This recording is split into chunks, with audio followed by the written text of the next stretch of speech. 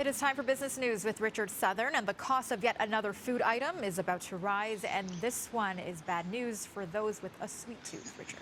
This one hurts indeed. It's chocolate I that's know. set to be the yeah, I know, it's going up in price. The futures price of the main ingredient in chocolate, cocoa, has hit a 44-year high. It's really been surging on the futures commodities market, and the reason is that a lot of it is produced in West Africa, and production of cocoa there way down due to some diseases affecting the crops. Ghana is a major producer. Its production is down, so there's big concerns about inventory, and that's what's been driving the futures price higher. Now, it takes a while for the futures price to filter through to the chocolate we buy in store shelves, and Sylvain Charlebois, the food expert from Dalhousie University, says that's likely going to be good news for Halloween trick-or-treaters. I don't think it's going to have an impact on chocolate at Halloween for this year because all contracts are already done. And in fact, actually, candies we're buying right now were manufactured months ago. My guess is that we're going to start seeing a bit of a shift at St. Valentine's Day. And we know that chocolate is very, very popular during St. Valentine's.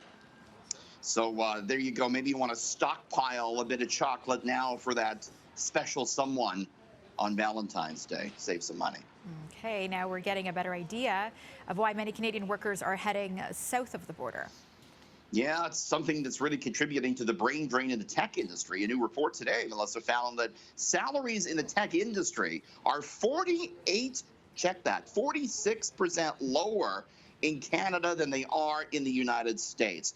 New research by Toronto Metropolitan University found a typical tech employee here in Canada pulls in $83,700 a year, whereas the same type of worker in the United States makes up over $122,000.